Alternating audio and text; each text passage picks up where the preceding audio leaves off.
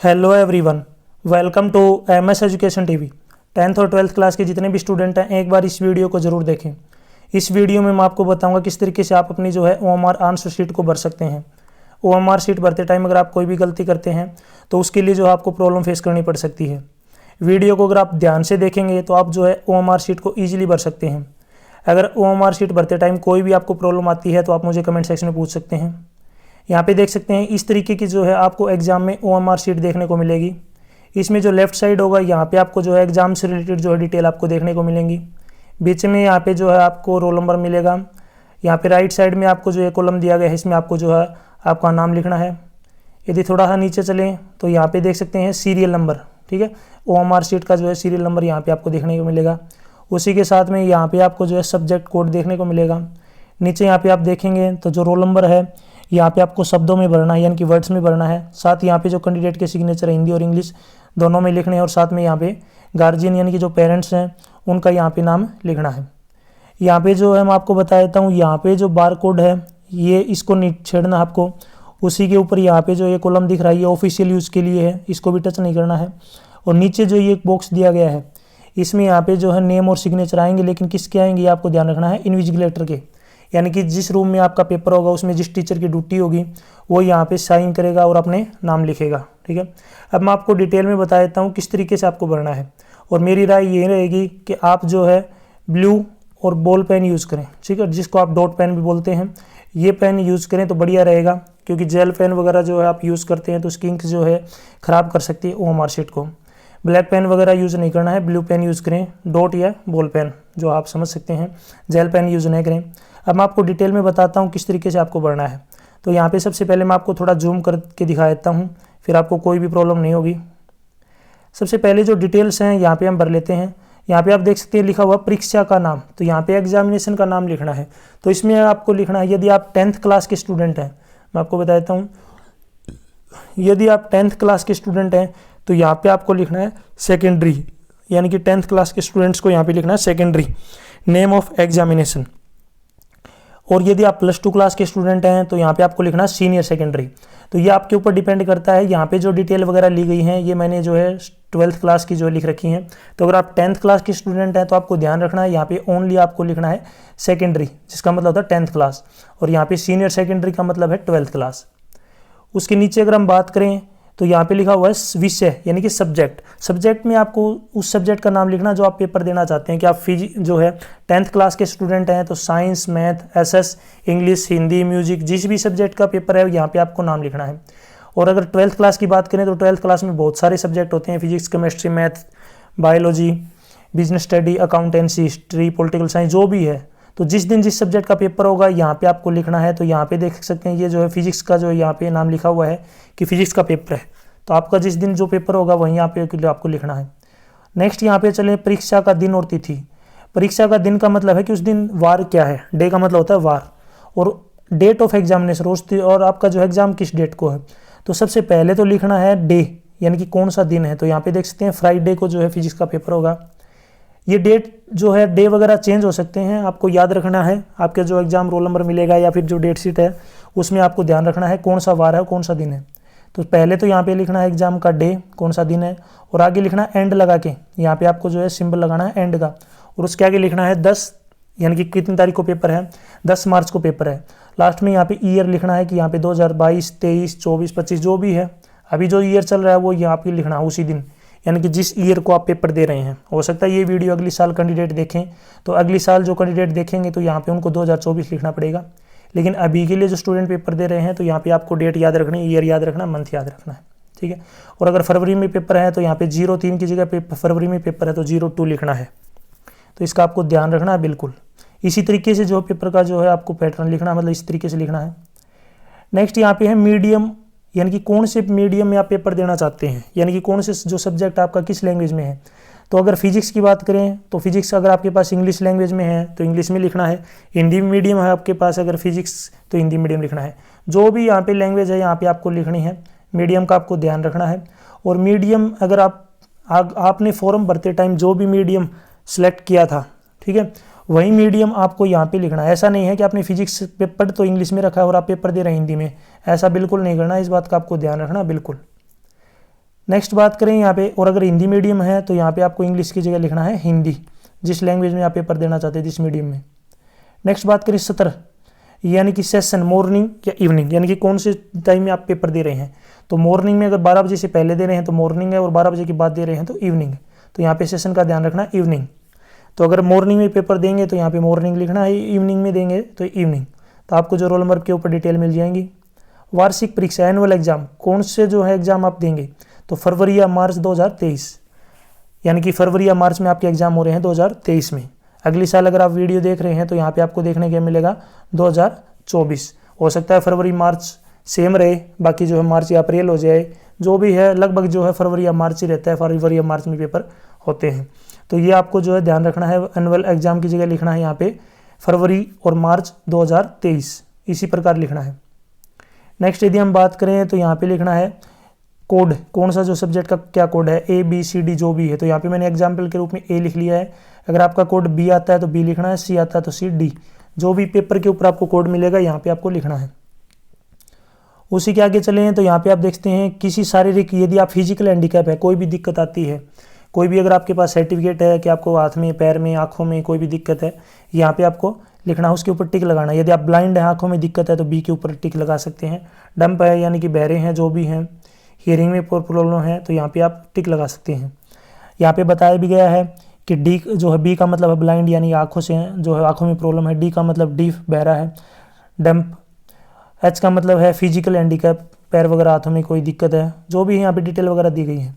उसी के नीचे क्या लेखक उपलब्ध करवाया गया है, यदि आप फिजिकल हैंडीकैप हैं और आपने किसी सब्जेक्ट को टिक लगाया हुआ है, कोई किसी बॉक्स को टिक लगाया हुआ है, तो उसके नीचे पूछा है कि आपने उसके लिए जो है किसी लेखक की जरूरत पड़ी है, यानी कि आपको जो है किसी और से पेपर करवाना है। तो अगर आपको कोई जो इनमें से टिक ही नहीं लगाया है तो यहाँ पे लिखेंगे नो। और बाई द चांस आपने टिक लगा रखा है और आप पेपर देने में असमर्थ है, तो आपने अगर आप कोई लेखक ले रखा है तो यहाँ पे लिखेंगे आपको यस। तो ये फिजिकल हैंडीकैप कैंडिडेट के लिए उनको अच्छे से पता होगा, उनको एक मेडिकल सर्टिफिकेट भी लगवानी पड़ती है साथ में। नेक्स्ट यहाँ पे बताया गया कि each letter be written in one box and one box left blank between each part of name, in case candidate name exceeds 24 letter, write first 24 letter. यहाँ पे देखिए क्या मतलब है इसका, मैं आपको बताता हूँ। हर लेटर के, हर बॉक्स के अंदर आपको एक लेटर लिखना है, मैं आपको बाद में बताऊंगा, पहले थोड़ा एग्जांपल समझा देता हूँ। किसी का नाम है ABC और उसके आगे वो कुमार लगाता है, कुमार, KUMAR, तो ABC के बीच में कोई भी जो है गैप नहीं देना है। हर बॉक्स में जो है एक एक लेटर आएगा, जैसे A आ गया, उसी के बाद B आ गया, C आ गया। लेकिन जैसे ही कुमार लिखना है तो यहाँ पे आपको एक बॉक्स छोड़ना पड़ेगा, यहाँ पे एक बॉक्स छोड़ेंगे, उसके बाद KUMAR, इस तरीके से लिखना है, तो ध्यान रखना है। और यहाँ पे बताया गया कि बड़े से बड़ा जो है, ज़्यादा से ज़्यादा आप 24 लेटर लिख सकते हैं। यदि 24 लेटर से बड़ा नाम है तो आपको पहले 24 लिखने हैं, बाकी 24 लेटर का नाम होता नहीं है, बहुत न के बराबर चांसेस हैं। नीचे यहाँ पे फॉर ऑफिस यूज ओनली, तो ये केवल ऑफिस के लिए है, इसमें आपका कोई काम नहीं है। नीचे यहाँ पे बार कोड दिया गया है, ये बार कोड मिलेगा। स्पेस दिया गया है, ये ऑफिस यूज़ के लिए, ऑफिस यूज़ करेंगे। अब थोड़ा सा मैं आपको यहाँ ऊपर दिखा देता हूँ रोल नंबर के लिए। यहाँ पे कॉलम दिया गया है रोल नंबर का, इसका आपको थोड़ा ध्यान रखना है, बिल्कुल इसमें कोई गलती नहीं होनी चाहिए रोल नंबर में जो है भरते टाइम, क्योंकि अगर रोल नंबर भरते टाइम को गलती कर दी तो आपका जो है आंसर शीट चेक नहीं होगी, इसका आपको ध्यान रखना है। तो मैं यहाँ पे बता देता हूँ, जो बॉक्स दिया गया है हर एक बॉक्स के अंदर एक लेटर लिखना है। जैसे किसी का जो है, जो भी यहाँ पे रोल नंबर है, हर एक डब्बे में जो है एक एक जो डिजिट है वो लिखनी है, इसका आपको ध्यान रखना है। 2 डिजिट बिल्कुल भी नहीं होनी चाहिए एक डब्बे में। नेक्स्ट अगर हम बात करें यहाँ पे, अगर बाय द चांस यहाँ पे डब्बे आप काउंट कर सकते हैं, मान लिया 10 हैं, 1 2 3 4 5 6 7 8 9 10, तो 10 बॉक्स है तो आपका रोल नंबर भी 10 डिजिट का मिलेगा, ठीक है, 10 डिजिट का आपका रोल नंबर मिलेगा। By the chance in case अगर आपका जो है रोल नंबर 9 डिजिट का है या 8 का है, तो उसके लिए आपको हमेशा राइट साइड से जो है भरना है आपका रोल नंबर, हमेशा राइट साइड से जो है रोल नंबर भरेंगे। बाय द चांस अगर डिजिट खाली रहते हैं तो आपको इस साइड जो है कॉलम ये खाली छोड़ने हैं, उधर आपको यूज़ नहीं करना। अगर आप यूज़ करना चाहें तो इधर 0 यूज़ कर सकते हैं, इधर 8 डिजिट लिख सकते हैं। उधर आपको डब्बा बॉक्स खाली नहीं छोड़ना है, उधर से स्टार्ट करेंगे और इधर की तरफ आप कोई जो है बॉक्स खाली छोड़ सकते हैं। अब अगर आप पहली डिजिट भर दिया आपने, इसमें 3 भर रखी है, उसी के नीचे डब्बा देखेंगे, उसी के नीचे 3 नंबर जो है, जहाँ पे भी 3 नंबर मिलेगा उसको अच्छे से आपको डार्क करना है। जैसे यहाँ पे 3 आपको दिख रहा है, उसको अच्छे से डार्क करना है, ज़्यादा बड़ा भी नहीं होना चाहिए और छोटा भी नहीं होना चाहिए। नेक्स्ट डिजिट है यहाँ पे 0, तो इस कॉलम में आपको 0 देखनी कहाँ पे है, तो इस कॉलम में 0 लास्ट में है, तो लास्ट में यहाँ पे इसको डार्क करना है। जो डिजिट दी गई है उसी के सामने जो बॉक्स है उसी में उसी डिजिट को काउंट जो है डार्क करना है। अगले में 2 दिया गया है, इसी में यहाँ पे 2 को जो है डार्क करना है। नेक्स्ट वाले में यहाँ पे 0 दी गई है तो उसी के नीचे यहाँ पे देख सकते हैं 0 को डार्क किया गया है। अगले में 4 है तो नीचे 4 को डार्क किया गया है। नेक्स्ट यहाँ पे डिजिट आप देख सकते हैं। नेक्स्ट वाले में 5 है तो इसके सामने 5 को डार्क किया गया है। अगले वाले में 0 है तो यहाँ पे 0 को डार्क है। अगले में यहाँ पे 6 है तो यहाँ पे 6 को डार्क किया गया है। सॉरी यहाँ पे 6 है तो इसको 6 को डार्क किया गया है। अगले में डिजिट दे रखी है 8 तो इसी के सामने 8 को डार्क किया गया है। लास्ट में यहाँ पे 4 है तो 4 को डार्क किया गया है। बिल्कुल अच्छे से डार्क करना है, छोटा नहीं रहना चाहिए। ऐसे नहीं है कि आप जो है इस तरीके से थोड़ा सा भर दें या फिर इसको ज़्यादा भर दें या फिर इसको टिक लगा दें या फिर इसको क्रॉस कर दें या इसको आधा भर दें, ये बिल्कुल भी नहीं करने हैं। बिल्कुल सर्कल पूरा डार्क होना चाहिए, अच्छे से होना चाहिए। नीचे चलते हैं। यहाँ पे सेम यहाँ पे आपको आंसर जो है शीट जो है हमारी शीट का नंबर मिलेगा, यहाँ पे बार कोड मिलेगा। बार कोड स्कैन करके इसका जो है नंबर वगैरह चेक करते हैं ओरिजिनलिटी का। नेक्स्ट यहाँ पे बात करें सब्जेक्ट कोड। सब्जेक्ट कोड आपको जो है जो पेपर आप देंगे उसके सामने कोड देखने को मिलेगा। अगर हम बात करें पहले जो डिजिट है 3 है जैसे कोड का, तो उसी के नीचे जो लाइन है उसमें जो है 10 डिजिट दी गई हैं, तो उसमें जहाँ पे आपको 3 दिख रहा है उसी को सर्कल करना है। आगे 2 है तो अगले वाले में 2 को सर्कल करना है। जैसे अगले में यहाँ पे 3 दिया गया है, 1 दिया गया है 1, तो इसके सामने 1 को सर्कल करना है। बाय द चांस अगर यहाँ पे 0 होता है तो हम नीचे जो है 0 को सर्कल करते। कंप्लीट हो गया है। अब थोड़ा इधर चलते हैं। अब आपको नाम से रिलेटेड बहुत ज़्यादा कन्फ्यूजन होती है तो मैं आपको बता देता हूँ। इसमें बिल्कुल भी गलती नहीं करेंगे। नाम के लिए पहले ही बता रखा है, इसने ऊपर आप पढ़ सकते हैं, इसमें लिखा गया है कि कैपिटल अल्फ़ाबेट का यूज़ करना है। केवल आपका जो नाम है बड़े अक्षरों में होना चाहिए, छोटे अल्फ़ाबेट यूज़ नहीं होंगे। जैसे किसी का नाम यहाँ पे दे रखा रिंकू, तो आप शॉर्टकट में इस तरीके स्मॉल जो है अल्फ़ाबेट यूज़ नहीं करेंगे, इसके लिए स्ट्रिक्टली ऑर्डर है। हम आपको बता देता हूँ। जैसे कि यहाँ पे दिया गया है नाम है रिंकू, तो रिंकू में आर पहला जो है अल्फ़ाबेट है दिया गया है, तो इसमें नीचे चलेंगे तो उसी कॉलम में नीचे जाएंगे तो यहाँ पे देखिए आर दिख रहा है, उसको सर्कल करना है, डार्क करना है। आगे यहाँ पे आई दिया गया है तो इसी कॉलम में यदि हम चलेंगे इसी में तो इसी के नीचे यहाँ पे जहाँ पे आई दिखेगा उसको डार्क करना है। नेक्स्ट यहाँ पे एन दिख रहा है तो उसी लाइन के ऊपर जहाँ पे आपको एन दिखेगा यहाँ पे देख सकते हैं एन नीचे यहाँ पे है, इसको डार्क करना है। डार्क इसी टाइप से करना है कि अगले के दिख रहा है तो उसी लाइन के अंदर आपको देखना है के कहाँ पे है, उसको डार्क करना है। नेक्स्ट यदि आप चलेंगे यू है यू, तो इसी लाइन में यू देखना है। थोड़ा सा नीचे चलेंगे तो यहाँ पे आपको यू मिल जाएगा, यू को डार्क करना है।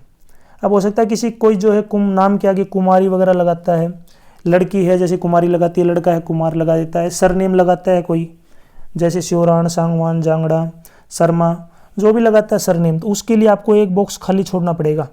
यानी कि अगर आपका नाम रिंकू है तो यहाँ पे एक बॉक्स खाली छोड़ेंगे, उससे आगे न लिखना स्टार्ट करेंगे। जैसे किसी का नाम कुमारी है, लड़की है, तो यहाँ पे लिखना KUMARI, यानी कि एक बॉक्स में एक अल्फ़ाबेट होना चाहिए। यहाँ पे आपको ध्यान रखना है। जैसे कि ये डब्बा हमने खाली छोड़ दिया, ये वाला डब्बा आपको खाली छोड़ दिया, इसका आपको ध्यान रखना है। उस डब्बे को जो है बॉक्स को खाली छोड़ देंगे, इसको खाली छोड़ना है, तो उससे आगे लिखना है KUMAKUM। यहाँ पे थोड़ा सा KUMARI लिख दिया। अब इसी में सेम वही प्रोसीजर करना जो इसमें किया था कि जो अल्फ़ाबेट दिया गया उसी लाइन में जो भी सर्कल है उसको डार्क करना। जैसे यहाँ पे के है इस लाइन में, तो आपको नीचे ढूंढना है कि कहाँ पे है, तो उसी को सर्कल करना है। जैसे यहाँ पे के है तो इसको सर्कल कर दिया हमने, इस तरीके से करना है। अब इसमें कोई डाउट रहता है तो आप मुझे कमेंट सेक्शन में ज़रूर पूछ सकते हैं। अब नीचे चलते हैं। यहाँ पे रोल नंबर लिखना है आपको डिजिट्स में, कि जो रोल नंबर आपका डिजिट्स में होना चाहिए, सॉरी वर्ड्स में होना चाहिए, सॉरी डिजिट्स में नहीं वर्ड्स में, ठीक है। डिजिट्स में तो हमने ऊपर देख लिया है, तो डिजिट तो अपना हो चुका है।